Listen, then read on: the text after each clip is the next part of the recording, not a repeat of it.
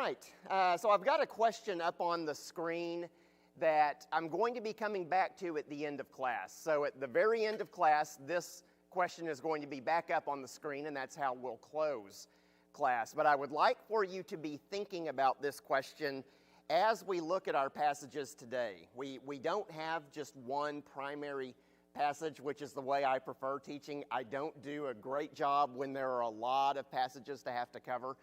But the nature of today's lesson does require that we look at several passages. So I can't leave this question up because we're going to have to look at a lot of passages as we look at today's topic, which is the Lord's Day.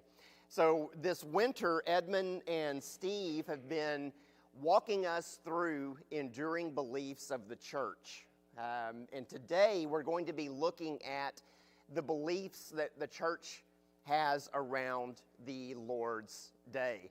And the concept of the Lord's Day is not unique to the church. It's not unique to the New Testament. In fact, it is rooted in the Old Testament. So what we're going to be doing today is looking at some passages around the Sabbath from the Hebrew Scriptures or the Old Testament. We'll then move into passages that describe the changes or the evolution that occurred in that Lord's Day practice in the New Testament, but then we're going to close by going back to the place that the Sabbath had in the New Testament. I thought about asking the question, where in the New Testament are we commanded to no longer observe the Sabbath? But then I decided not to because there's not a passage that says that, and that would just be kind of an annoying trick question. But as I'll just describe me. I don't know, I won't presume that the rest of you have this mindset. In my 53 years of living, 41 of those years being a Christian, I've always kind of had this just inherent belief that with the New Testament, the Sabbath was completely done away with. It was an Old Testament thing. And that's really not what the New Testament teaches. You really have to kind of appreciate how the people of Israel were commanded to observe the Sabbath and recognize what the purpose of the Sabbath was for the people of Israel, and that will help us have a better understanding of why we don't see the Sabbath being a central part of what the church does. Because the church did not stay Jewish very long, right? Paul was a big part of the church, going from being a Jewish body of believers to a universal or a worldwide body of believers, and the Sabbath was unique in many, many ways to the people of Israel. So we'll kind of talk about that, and hopefully we'll see that historical context as we kind of walk through the Old and the New Testament. But let's start by looking at the Sabbath. We're going to start in Genesis chapter 2. So if you want to follow along, which again, we're going to be looking at several passages. We're going to be starting in Genesis chapter 2. Now, the beginning of Genesis chapter 2 comes at the tail end of the six-day creation narrative that is in Genesis chapter 1. So Genesis chapter 1 is about, in the beginning, God creating the heavens and the earth, describes what God created on the 6 days. Genesis chapter 2 tells us the end of that story. The text reads, "So the heavens and the earth and everything in them were completed. On the seventh day, God had completed his work that he had done, and he rested on the seventh day from all his work that he had done. God blessed the seventh day and declared it holy, for on it he rested from all his work of creation." So if you are a Jewish person, if you are a person that's a part of the community of Israel, the Sabbath is going to be something that is critically important from your DNA standpoint, okay? It's one of those markers of being a Jewish person. And when a Jewish person would hear Torah being read, they wouldn't first go to the specific commands around practicing the Sabbath or observing the Sabbath. They would go back to creation itself. Okay, in the beginning, God created the heavens and the earth, and over 6 days, he brought that creation into being. And that creation culminated in what? A day of rest or the Sabbath? Okay, that is how central the Sabbath was to the Jewish people, that the Sabbath didn't go back to Moses getting the law on Mount Sinai. It goes all the way back to creation itself. But the command was stated in the Ten Commandments. There are two versions of the Ten Commandments, one in Exodus 20, and then a retelling of the Ten Commandments in Deuteronomy chapter 5. We're going to be reading from Deuteronomy chapter 5. Be careful to remember the Sabbath day, to keep it holy, as the Lord your God has commanded you. You are to labor 6 days and do all your work, but the seventh day is a Sabbath to the Lord your God. Do not do any work. You, your son or your daughter, your male or female slave, your ox or donkey, any of your livestock, or the resident alien who lives within your city gates, so that your male and female slaves may rest as you do. Okay, we're not done. There's another slide with this passage, but I want to pause here and ask a question. Who benefited from the Sabbath? Just the people of Israel? Y'all will have to say it louder. Like I said, I can't hear very well. Everybody. Everybody in the land, including the animals, was to benefit from the Sabbath.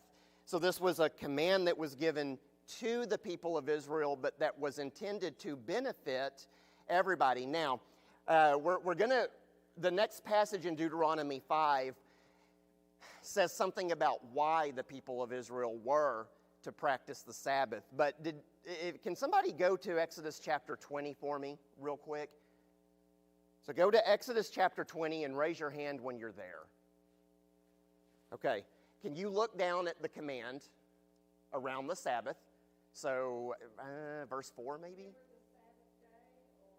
Yeah, that one. Go ahead and read that passage for me.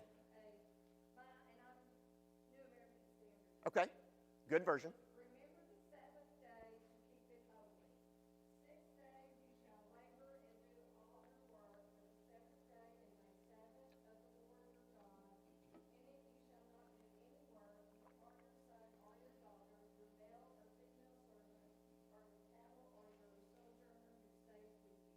Okay, read the next verse. For in 6 days the Lord made the heavens and the earth, the sea and all that is in them, and rested on the seventh day. Therefore the Lord blessed the Sabbath day and made it holy.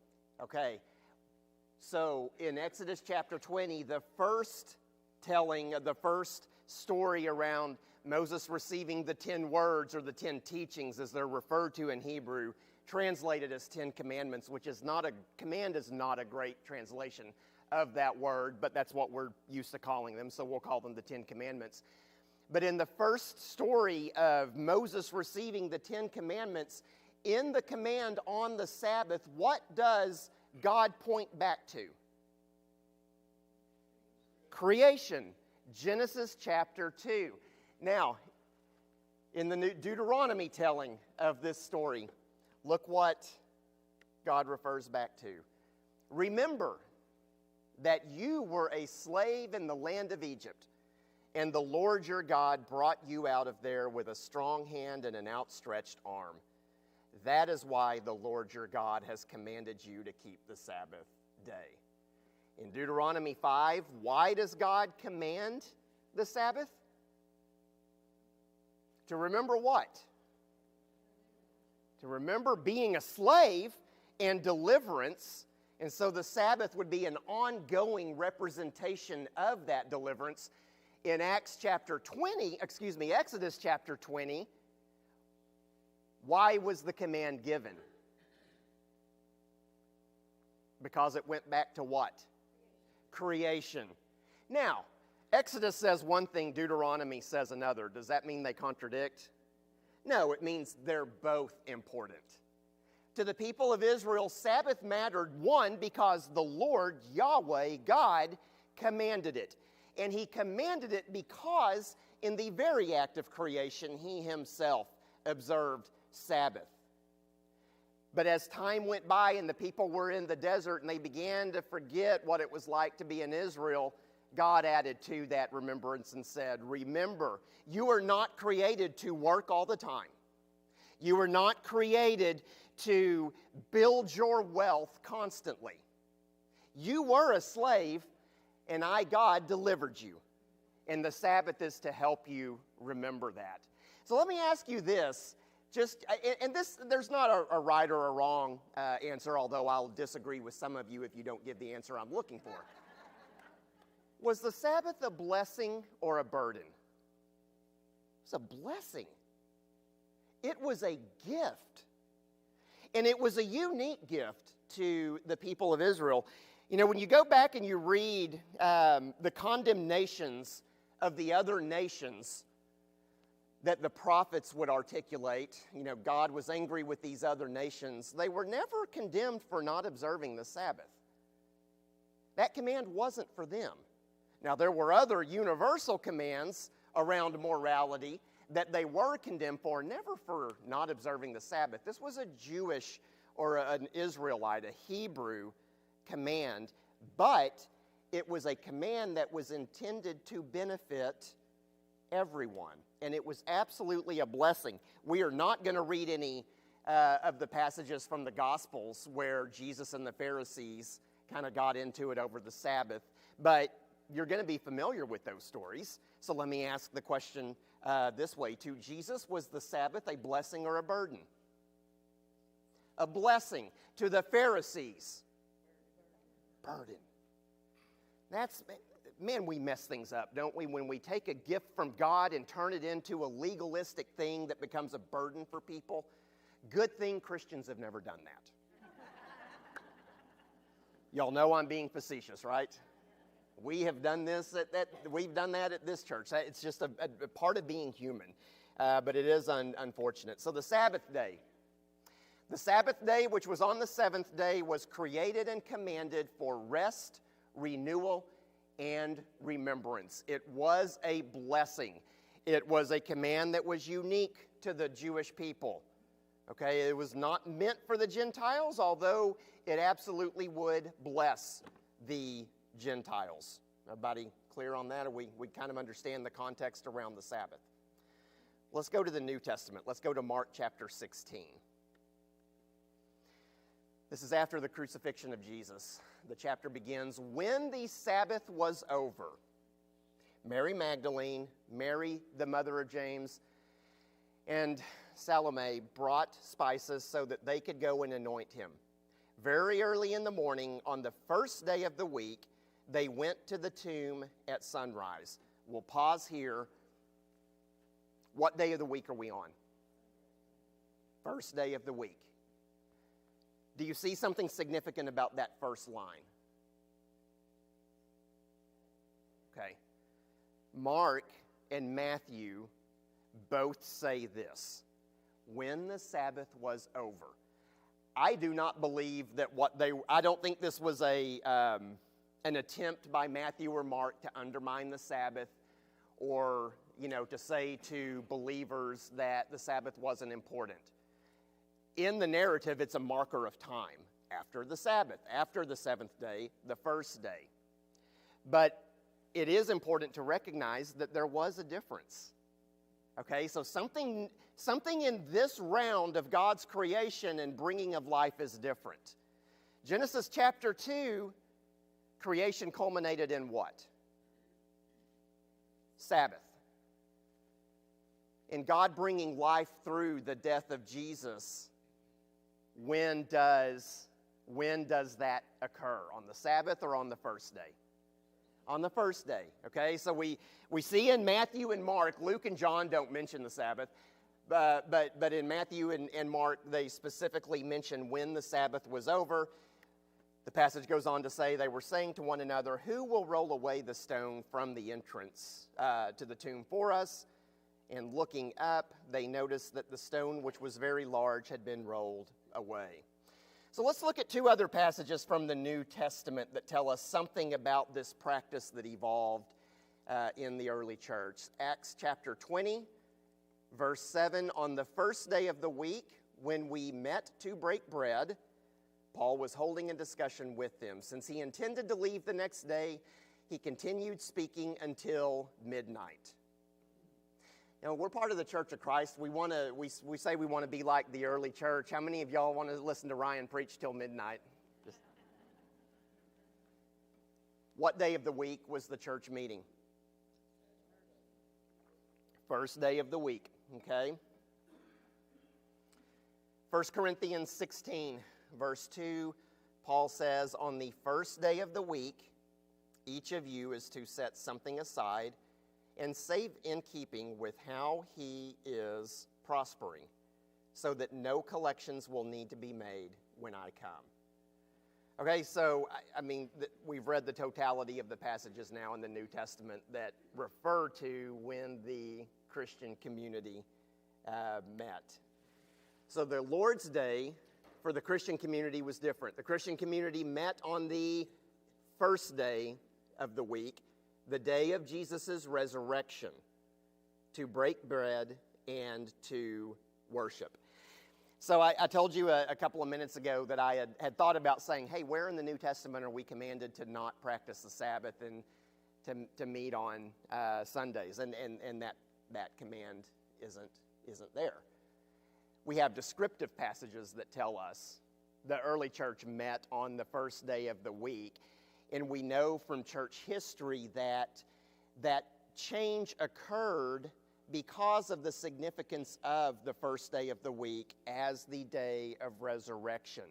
That day was so central to believers that in addition to the Sabbath, they met on the first day of the week to remember Jesus, to commune with one another, to fellowship. And I just said in addition to the Sabbath, because what did the early church start out being? Jewish or Gentile? Okay? Started out being Jewish. So initially, the Jewish believers would keep going to synagogue, or they would go to the temple to pray. And they would also meet on the first day of the week. But the church and the synagogue separated. Okay, and we know that historically there was a lot of tension between Jewish religious leaders and the leaders of the early church. We read that throughout Acts. We read that throughout the letters of Paul. So it did not take long before the synagogue was not a hospitable place for the believers. They weren't welcome at that seventh-day worship.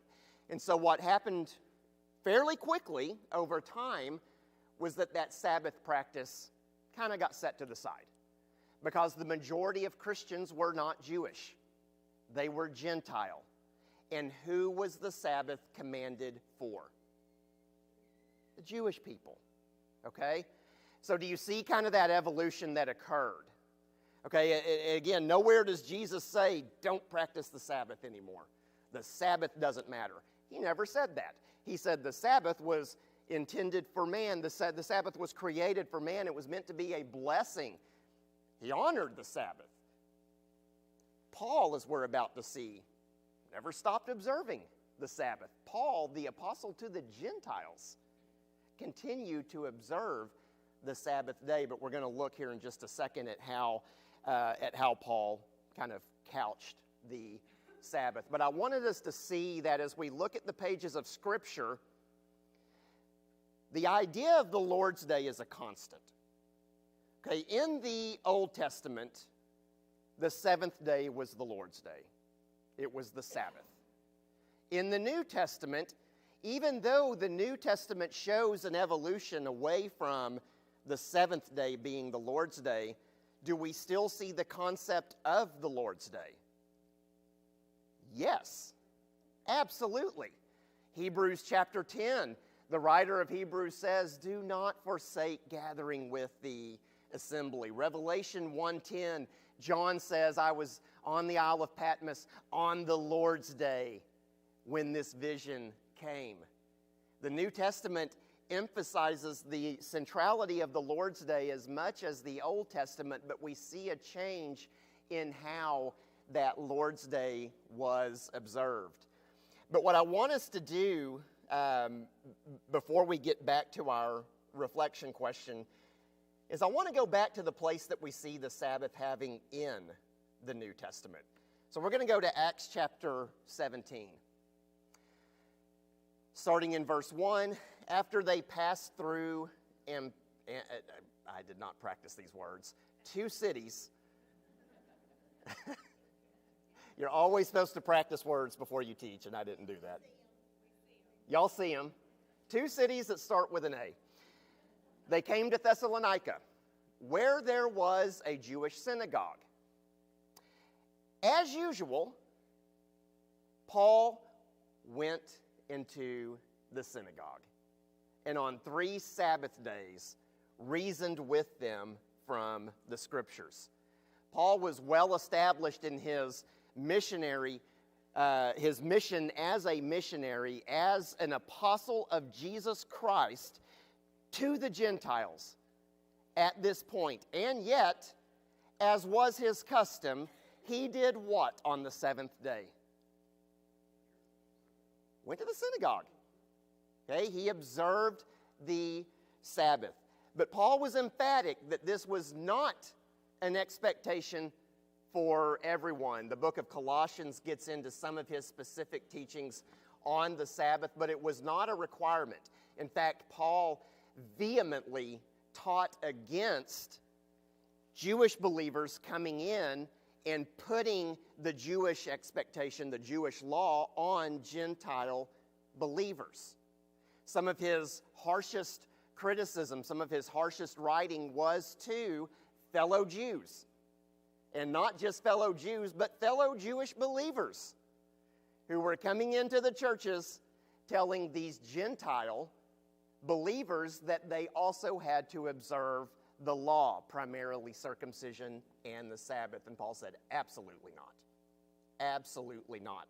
And it's important to note that Paul did not say that Gentile Christians needed to not observe those things because he was radically rewriting the law as a believer in Jesus.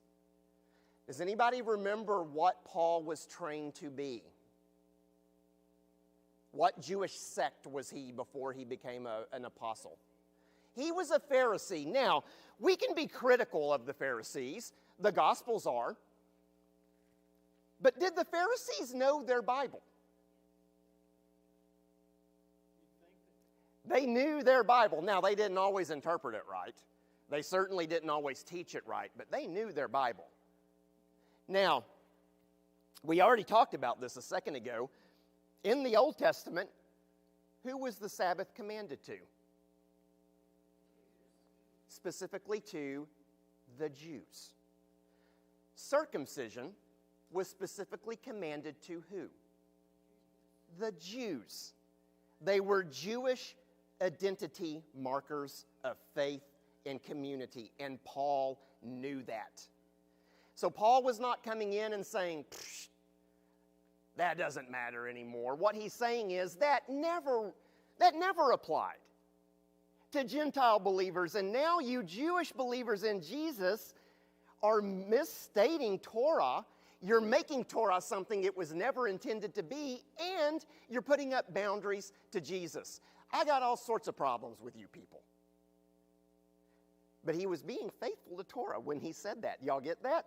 We don't often see that, do we? But that's pretty cool that Paul knew his scriptures deeply.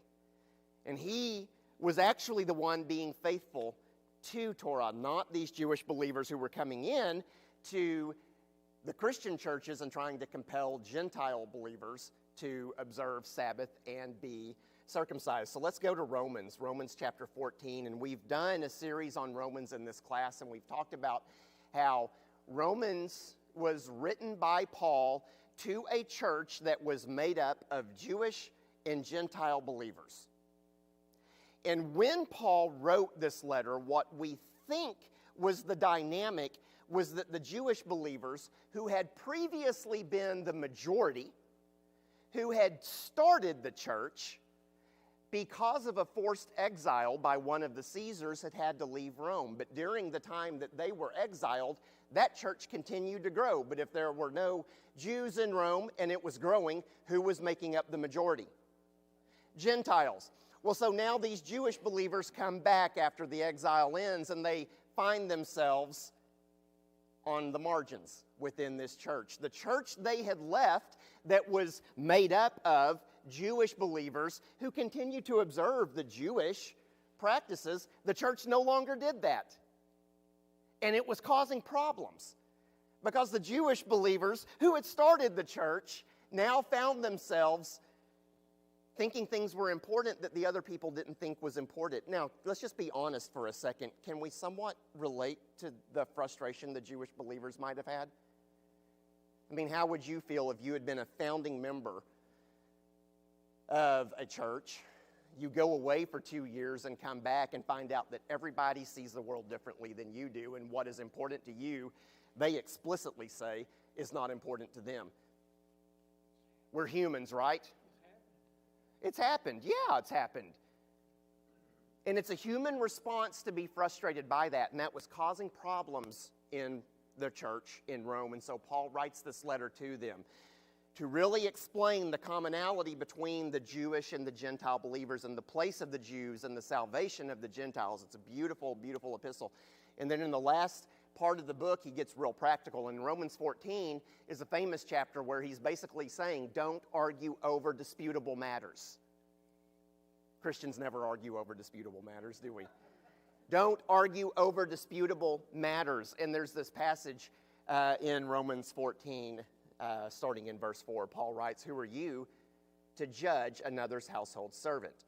Before his own Lord he stands or falls, and he will stand because the Lord is able to make him stand. A passage we Christians should probably remember when we judge other Christians. One person judges one day to be more important than another day. Someone else judges every day to be the same. Before we continue, what day do you think Paul's talking about here? He's writing to Jews and Gentiles. What day was important to the Jewish people? The Sabbath. Does he say that that day's not important? He says to one person it's important, to another person it's not. Let each one be fully convinced in his own mind. Whoever observes the day, observes it for the honor of the Lord. In other words, those of you who say that this day is important, it is only important if you're doing it for the Lord. Not because it's your tradition, not because it's your preference. If it's done for the Lord. Does Paul say that the Sabbath's not important? No, he doesn't. He acknowledges that to the Jewish people the Sabbath was important. By all means, observe it. But to the Gentile believers, it's not an important day. So by all means, don't observe it. But what you can't do is get into a situation where you're judging one another. If you observe the Sabbath and I don't, you're in no position to judge me, and I'm in no position to judge you. As long as what we are doing because of the Lord. Do you see that?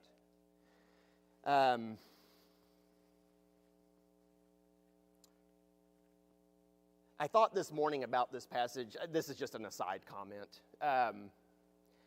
As members of the Church of Christ, we rightly, in my opinion, we really stick to the New Testament when it comes to the cadence of our lives. And the New Testament talks about one special day, right?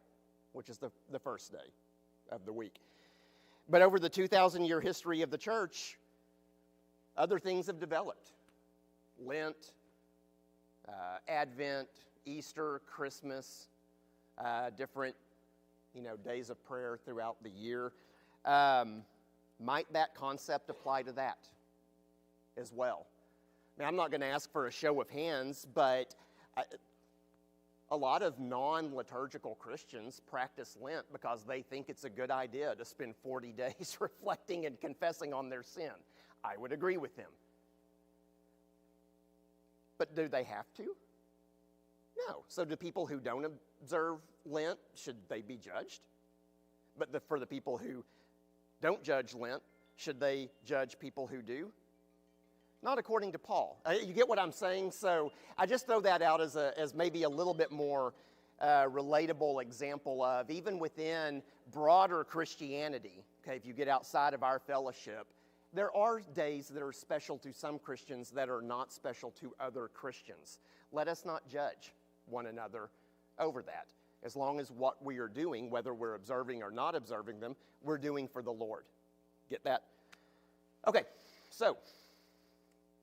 With all the knowledge the Pharisees had of the Bible, how did they ever miss the coming of the Messiah? Well, that goes beyond the scope of the Lord today. Next week. Jack asked, with all of the knowledge that the Pharisees had of the Bible, how did they miss Jesus as the Messiah? And really, the New Testament itself asks that question. And I jokingly responded, that goes beyond the scope of today's class. But he asks a good question. As I've gotten older, I still have that question. I don't know the answer to that. I have theories, but I didn't know these guys personally, so I'm really not in a position to judge. But what I do know is this. In my life, I've missed God working. I've asked myself, where is God? Why is God not present? Why is God not working? When there is not a place where God is not sovereign, God is not present, and God is not working, yet I fail to see him. I don't know that if I was living in the first century and I was a good, faithful Jew who admired the Pharisees for their rigorous application of the law, I don't know whose side I would have been on, because I know my tendency is to miss seeing the Holy Spirit at work. But that is an excellent question, Jack. Paul observed the Sabbath, but he did not compel it. He recognized that continued observance of the Sabbath was a matter of conscience. So to the Jewish believers, by all means, he encouraged them to observe the Sabbath or observe the other holy days that were central to being Jewish. But to the Gentiles, you're not required to do that. It's not an obligation. It's not a part of being a follower of Jesus. So closing thought, both the Sabbath in the Old Testament and the first day of the week gatherings in the New Testament centered on worship, community, remembrance, and renewal. Whether it was the seventh day in the Old, first day in the New. And they both required setting time aside from life to pause and to do this. Okay? So this gets me back to the question that I started class with. Clearly, it's important to God that his people observe the Lord's Day. For the Jewish people, observing the Lord's Day on the seventh day. Then after the resurrection of Jesus, as the Christian community grew, observing the first day of the week as the Lord's Day because of the centrality of that day to our central story, which is the resurrection of Jesus. But in both of those days, they were about worship, they were about fellowship, they were about community, they were about renewal. And they required Jewish people who observed the Sabbath or Christians who observed the first day of the week to stop what they were doing, to retreat and take part in that community time of remembrance and renewal and reflection. It matters to God. Why? Why do you think it's important? How does it help us draw closer to God to set aside a regular time for worship and a pause from activity?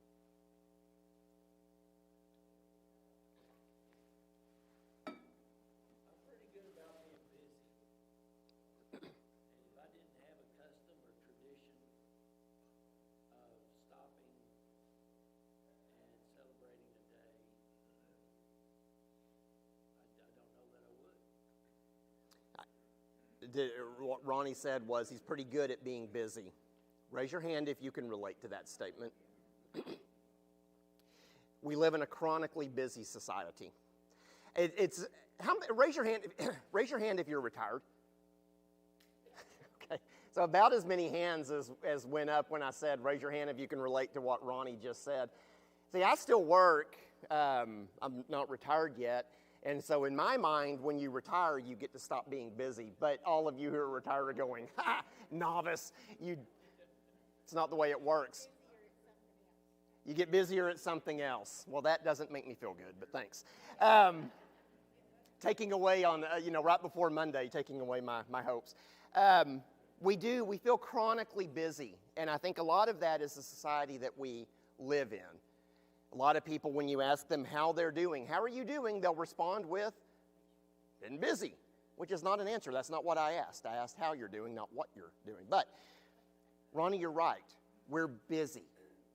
And without that time being set aside for worship and remembrance and fellowship with one another, how many of us would actually do it? Probably not many of us.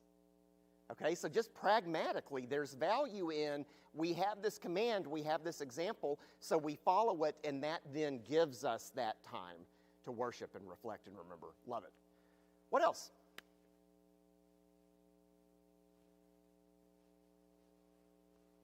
Yes, sir.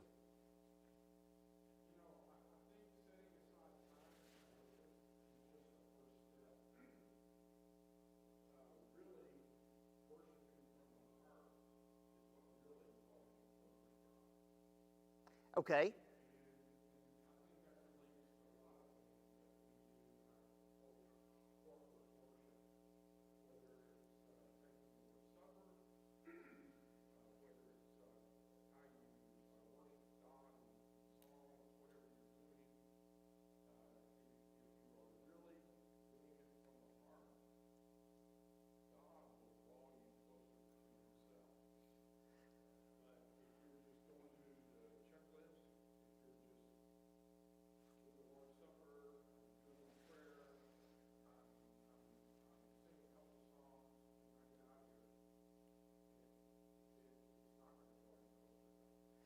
So what Billy's saying, to paraphrase what he's saying, is it's critically important if worship and pausing and setting aside time for worship are going to draw us closer to God, they have to be done from the heart. In fact, Ryan talked 2 weeks ago, maybe it was longer than that, but it was maybe the first chapter in Isaiah where he talked about that very thing.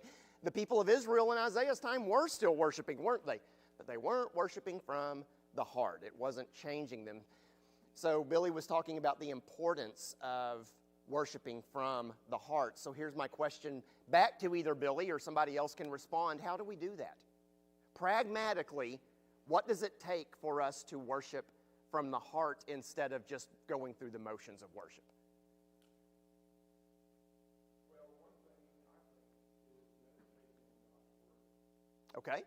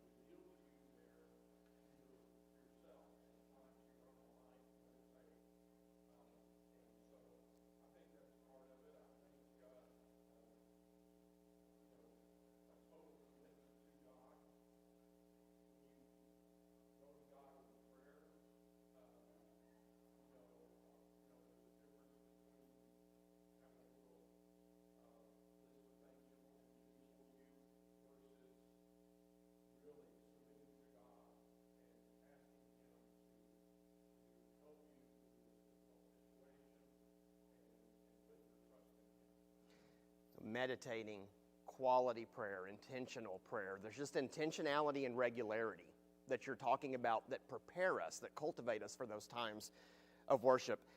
Class, I have to apologize. I told y'all I wasn't hearing well. I did not hear the bells, and I've been told that the second bell has rung. So I'm sorry to keep y'all long. Ronnie and Billy, thank you for your comments. Y'all are dismissed. Next week, we'll pick up another belief.